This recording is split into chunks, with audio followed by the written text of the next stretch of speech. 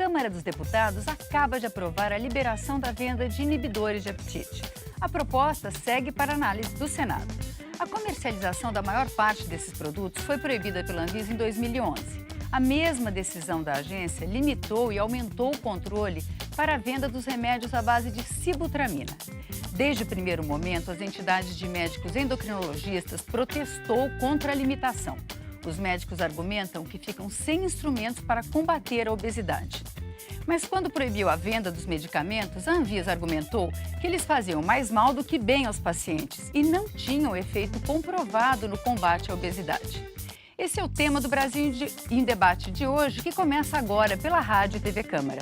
Eu sou Vânia Alves e nós recebemos aqui a deputada Alice Portugal, do PCdoB da Bahia, e Dr. Paulo César, do PR do Rio de Janeiro, que foi relator da proposta em uma das comissões. E por isso eu começo perguntando para o senhor, Dr. Paulo César, o senhor foi a favor da liberação da venda desses remédios? Por quê? Eles são realmente necessários?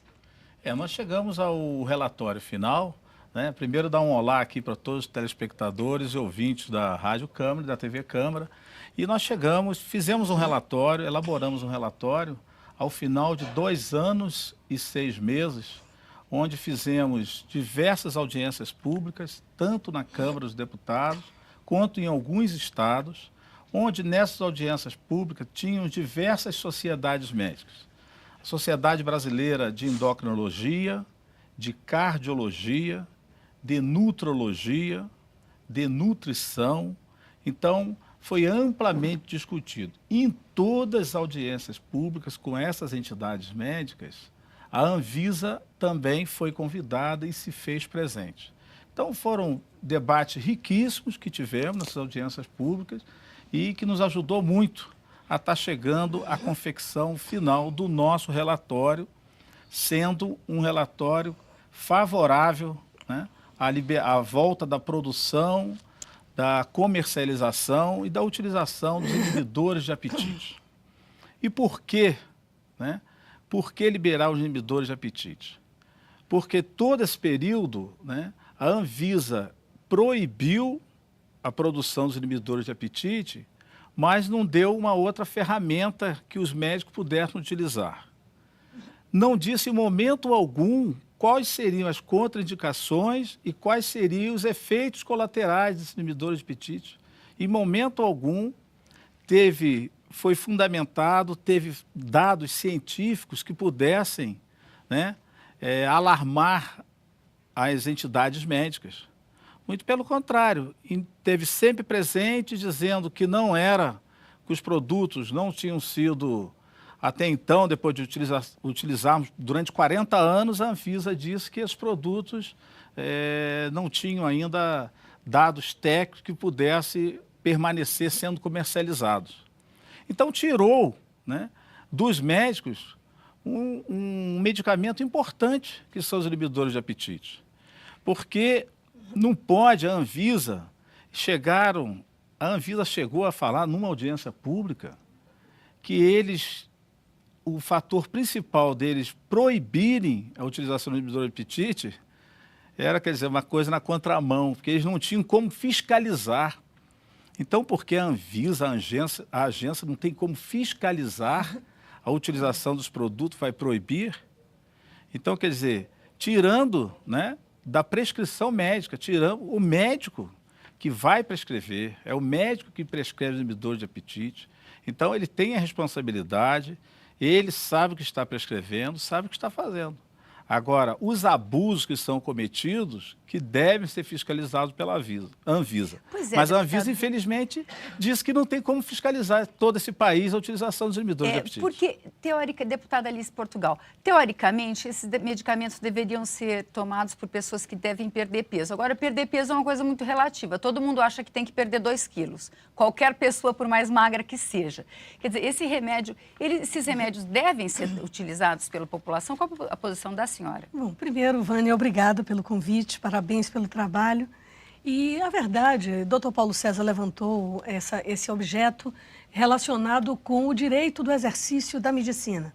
Ou seja, o prescritor, ele tem que ter o direito de prescrever para o paciente que ele achar que tem necessidade do inibidor de apetite, ou que 5 quilos pode fazer diferença na sobrevida de um paciente com obesidade mórbida, de fato não é correto que uma agência, não é, tenha a possibilidade de interferir no exercício profissional. Então, em primeiro lugar, é dizer que a Anvisa ela tem uma característica, né, relacionada com a vigilância sanitária, mas ela tem seguidamente extrapolado a sua área de intervenção. A Anvisa legisla. Nós temos, por exemplo, produtos para serem liberados no Brasil que já são vendidos pela internet, relacionados com nutrição, relacionados com a área agrícola, por exemplo, né? E isso, de fato, demora muito de ser liberado, enquanto que é muito rápida para legislar, especialmente em relação a insumos farmacêuticos. Eu sou farmacêutica de formação e lhe digo, nós não podemos concordar, e eu abomino a banalização dos anorexígenos. Nós temos uma geração de dependentes químicos no Brasil. Nós não podemos concordar que um endocrinologista ou qualquer outro profissional de outra especialidade pegue crianças, jovens e lhe encham de anorexígenos por objetos estéticos.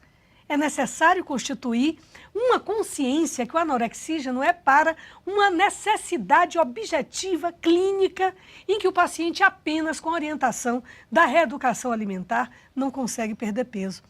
Portanto, eu apoio o não banimento, apoiei o não banimento durante todo esse período. As soluções do ponto de vista científico que a Anvisa apresentou são absolutamente ultrapassadas e não cabíveis para a realidade brasileira, diga-se de passagem. Participei no primeiro momento das audiências dentro da Anvisa e a equipe técnica, que me perdoe, não deu sustentação científica para seus argumentos, enquanto que endocrinologistas, nutrólogos trouxeram informações sérias sobre as doenças que são decorrentes da obesidade, com uma pesquisa atual que a diabetes, não é, a hipertensão e outros problemas decorrentes da obesidade cresceram no Brasil depois das restrições profundas e do banimento inicial que a Anvisa impôs. Portanto, o que é que eu defendo? Que não seja banido, mas que seja feito um protocolo do próprio Conselho Federal de Medicina, não é, com os seus profissionais, para que apenas o endocrinologista trate desta matéria e não médico de trânsito, não o clínico geral.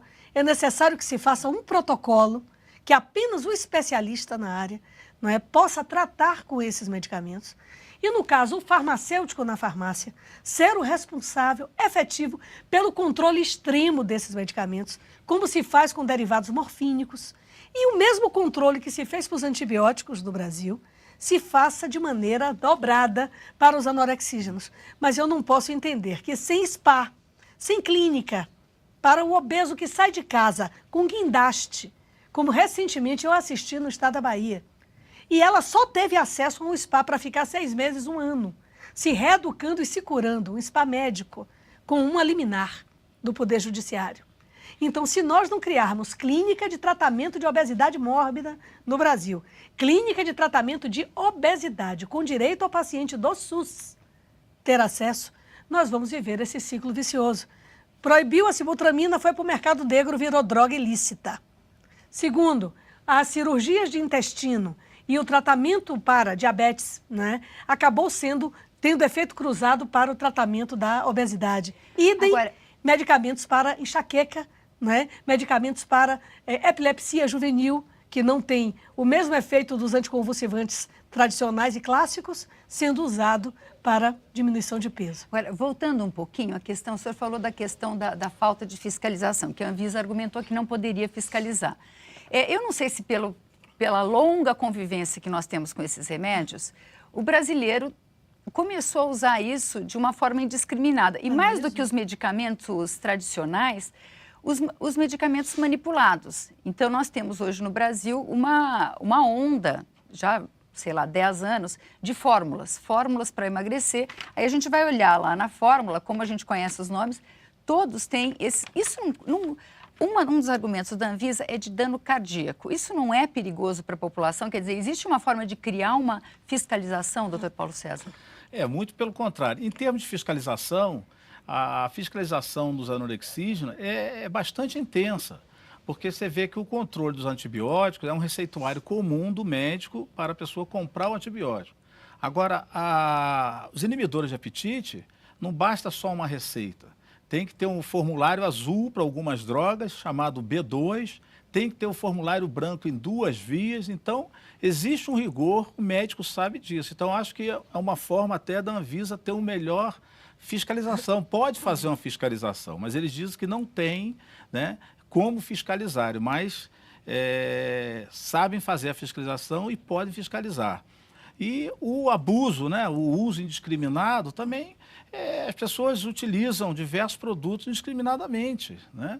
Como, por exemplo, o Viagra, as pessoas também utilizam indiscriminadamente e é liberado nas farmácias. E também tem dano cardíaco. E também tem muito mais dano cardíaco. Já foi comprovado que o dano cardíaco do Viagra, né, é infinitamente maior do que os inibidores de apetite, que até hoje, né, a própria Sociedade de Cardiologia, né, os cardiologistas sofrem com isso. Não só o paciente obeso, mas os cardiologistas sofrem porque eles não conseguem diminuir a hipertensão arterial dos obesos.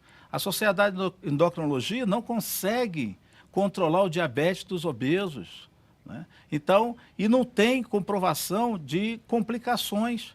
Você conhece um monte de infartados aí que foram derivados do uso do Viagra. Mas você não conhece um infartado, não foi relatado até hoje, nem um infartado, nem um AVC que tenha sido decorrente do uso de inibidores de apetite. Muito pelo contrário.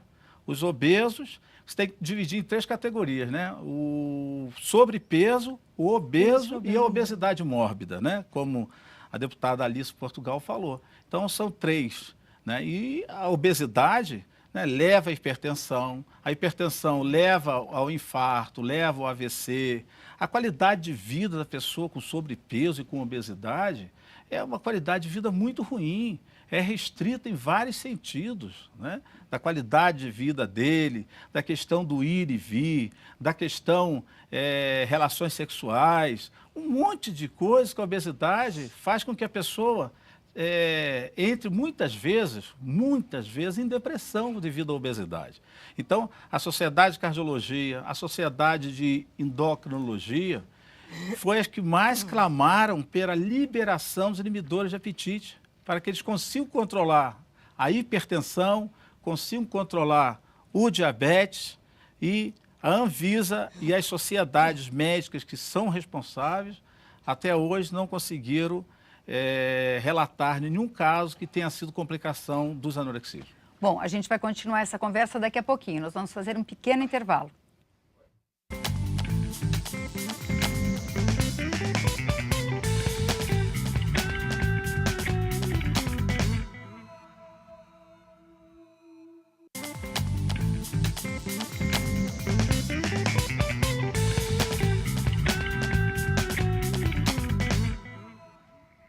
O Brasil em Debate está de volta e hoje nós estamos discutindo a venda de inibidores de apetite com os deputados Alice Portugal e Dr. Paulo César.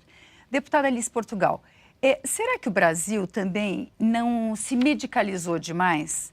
Porque nós vemos nos Estados Unidos a primeira-dama fazendo uma campanha intensa contra a obesidade infantil e isso acaba tendo reflexos na vida adulta. Será que não caberia ao Ministério da Saúde, às autoridades, uma campanha mais efetiva, ensinando as pessoas a terem melhores hábitos e não só resolver com remédio? A senhora falou em dar remédio para criança. Isso, você foi ao ponto crucial. Nós viramos, na década de 60, o país das multinacionais de medicamentos. Nós fomos transformados em espaço de experimento. Né? Nós quase acabamos a profissão farmacêutica no Brasil, porque o farmacêutico foi reduzido a um dispensador de medicamentos na farmácia comercial. Agora é que voltamos ao debate acerca da necessária assistência farmacêutica.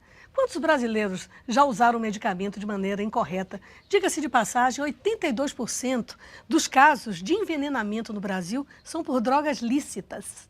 Se dão por drogas lícitas, se dão no ambiente intradomiciliar. Às vezes não se sabe o que é um efervescente, o que é um supositório. Não é? Nós temos um país continental com vários níveis culturais. Então, é necessário permanentemente uma campanha sobre o uso racional de medicamentos.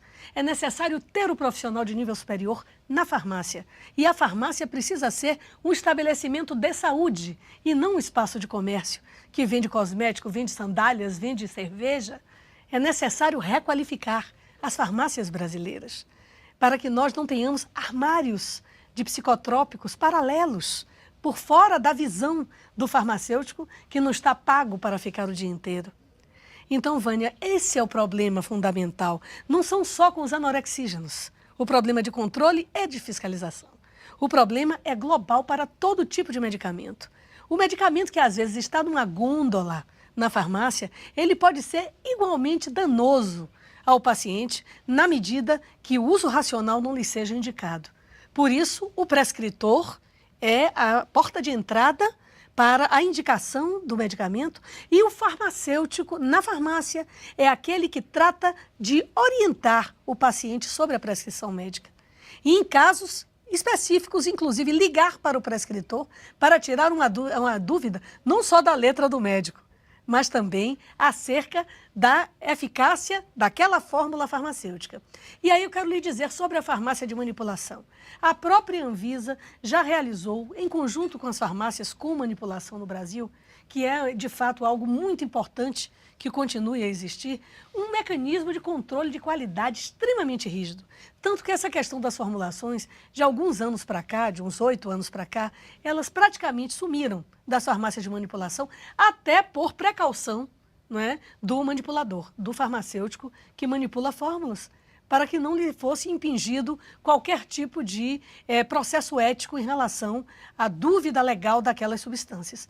Mas o controle precisa ser global. Então, é uma reação em cadeia. Estamos tratando os anorexígenos, mas temos que aprovar o projeto do deputado Ivan Valente, que transforma a farmácia em um estabelecimento de saúde, né? E que o farmacêutico tenha o seu plantão nas 24 horas daquele estabelecimento, para que a comunidade possa ser orientada de como usar o medicamento. E quanto aos anorexígenos, há um protocolo nacional, um sistema informatizado. É necessário controlar quem usa e quem prescreve, para que a Anvisa e os conselhos regionais de farmácia e de medicina possam verificar: esse profissional está receitando demais e esse paciente está tomando demais. É necessário fazer esse controle e hoje a informática nos dá sobejamente mecanismo para esse tipo de monitoramento. Eu sugiro que após o não banimento, porque o que nós discutimos aqui foi não banir, mas após o não banimento dos anorexígenos, que agora trabalhemos o controle, né, rígido da utilização dessas substâncias, porque elas só devem ser usadas com prescrição médica e em casos de estrita necessidade. Agora, Vânia, me permita, eu sei que o tempo é pequeno, mas as cirurgias bariátricas em crianças de 16 anos foram liberadas também. E nós temos visto muitas mortes. Temos visto também a substituição da compulsão por alimento por outras compulsões, álcool, drogas, depressão, suicídios pós-cirurgia bariátrica. Então é preciso que a obesidade seja encarada como doença. Obesidade não é desleixo, não é gula. Obesidade é doença que tem natureza psiquiátrica, tem natureza emocional, tem natureza hereditária, não é? É de fato um conjunto de diversos fatores que precisam ser tratados e as famílias brasileiras orientadas como alimentar seus filhos. Doutor Paulo César, diversos países já baniram esses remédios, como baniram inclusive a sibutramina, que é um remédio mais moderno. Na discussão, se discutiu as opções que esses países fizeram, quer dizer, como é que eles tratam a obesidade? Como é que foi esse... Olha, nós hoje podemos, é a única alternativa mesmo? Além dos Estados Unidos, mais 80 países onde são liberados inibidores de apetite. Sibutramina, fepramona, femproporex e mazindol. E eu vejo sobre essa questão que você colocou, a questão da obesidade infantil, só para a gente finalizar aqui, o adulto, é o seguinte, 5% dos obesos brasileiros têm condições de ir ao endocrinologista, de procurar um profissional de educação física, de frequentar uma nutricionista, 5%, que são as pessoas que têm dinheiro para isso. 95% dos adultos obesos do Brasil que pegam o trem 4 horas da manhã, que pegam um ônibus às 5 horas da manhã, que trabalham o dia inteiro, não tem essas condições sociais. E tem como utilizar os inibidores de apetite. Eles precisam lançar a mão, porque eles não têm tempo nem dinheiro para ir para a academia, para ir para nutricionista. Inclusive, são remédios entendeu? mais ou menos não baratos. Não quer dizer né, que é um deputado? remédio que foi feito para pobre, não. É um remédio que já foi comprovado, né, que reduz o apetite e, consequentemente, a pessoa, junto com esses medicamentos, uma simples caminhada que ele pode fazer após o emprego, né, após o trabalho, após o dia de trabalho, vai ajudar muito ele fazer uma simples caminhada, uma simples ginástica e utilizando os inibidores de apetite. Então, acho que os inibidores de apetite, né, são baratos e têm o efeito comprovado. Partindo para a obesidade infantil, que eu acho que é um trabalho de todos nós, é um trabalho da saúde, é um trabalho dos educadores, é um trabalho dos profissionais de educação física, é um contexto que envolve saúde, educação, cultura, né, porque a obesidade infantil, né, que hoje, de 6 a 9 anos, nós temos 15% das crianças de 6 a 9 anos são obesas. As crianças de 10 a 17 anos, são 22% estão obesos. E por que eles estão obesos? Porque começa em casa, né? Porque normalmente a criança come o que vê o pai e a mãe comendo. Se o pai e a mãe não têm um controle sobre o que está comendo, a criança acompanha. Chega na escola, lá as cantinas abarrotadas de alimentos com muita gordura, com muita fritura, com muito açúcar, com muito sal, e vem os refrigerantes. Não é isso, Alice? Vê isso tudo. Então, na escola também tem sua parte. E quando volta para casa, hoje, da minha época, né? Vocês são mais novas, mas na minha época de criança, né? A gente jogava um futebolzinho na rua, andava de bicicleta, ia nadar, ia pescar, fazia atividades físicas. E hoje, não, a criança volta da escola, come mal e correndo para poder correr para o Facebook. Aí vem o sedentarismo. A criança fica horas em frente ao computador, né? Comendo batata frita, pipoca, refrigerante. Não cabe uma iniciativa governamental para mudar essa situação, o trabalho deputado? tem que ser preventivo e essa responsabilidade cabe a todos nós. Toda a sociedade tem que estar envolvida, porque nós sabemos que o adolescente obeso, aos 35, 40 anos, ele estará hipertenso, diabético e, na maioria dos casos, tendo até se afastar do mercado de trabalho e indo sobrecarregar a Previdência Social, porque estarão hipertensos, diabéticos e com as complicações múltiplas dessas duas doenças. Então, acho que o trabalho de prevenção, que tem que ser, já era para ter começado, para ter se iniciado, né, em todo o país, através do Ministério da Saúde, Ministério da Educação, para que essas crianças, que hoje, a obesidade infantil hoje, é também uma epidemia. Nos Estados Unidos, o ano passado, no final de 2013, nos Estados Unidos, nosologicamente, a obesidade já foi incluída como doença. No Brasil, hoje em dia, obesidade ainda significa risco à saúde, não é considerado doença. Então, é preciso rever todos esses pontos e o trabalho preventivo. Nós temos que fazer prevenção para que essas crianças, tanto na escola quanto em casa, que quem vai no mercado e enche o carrinho, né, de comidas que não são saudáveis é o pai e a mãe, não é as crianças, né? Então, essas comidas chegam em casa, ficam na geladeira e nós temos um projeto, Alice, que está tramitando na casa e já está na CCJ, onde, nesse projeto, eu reduzo a quantidade de açúcar e sal dos sucos industrializados. Eu já vi. Né? Porque nós sabemos que é uma quantidade enorme de açúcar que tem, né? As caixinhas são bem bonitas, né? Não tem bem nem atrativas opção no supermercado. crianças, não existe não é? suco não adoçado no Brasil. Não, A gente não tem existe. opção. Já existe, mas é caro. É. Existe. Depois eu quero saber que Não estão nos Gente, nem mercados encontra. comuns, nos supermercados, a grande rede de supermercados, verdade. nas prateleiras não tem esses sucos, né? Só tem os mais conhecidos, com as verdade. embalagens bem bonitas e atrativas. Aí o que acontece? Leva uma caixinha daquela de 1 litro, a criança toma um copo, mas o sabor é tão bom e é tão docinho que ele fica com sede. E por causa do sal também que contém, ele fica com sede, ele vai tomar outro copinho, já não é nem pelo sabor, é para matar a sede daquele primeiro copo que ele tomou.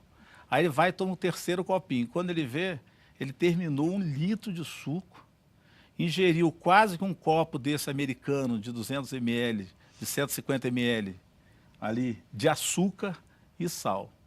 Então, passa por todos esses... Bom, essa discussão Entendeu? continua aqui, espero que a gente avance. Muito obrigada, doutor Paulo César, muito obrigado, deputada Alice Portugal. O Brasil em Debate termina aqui. Hoje nós discutimos a venda de inibidores de apetite.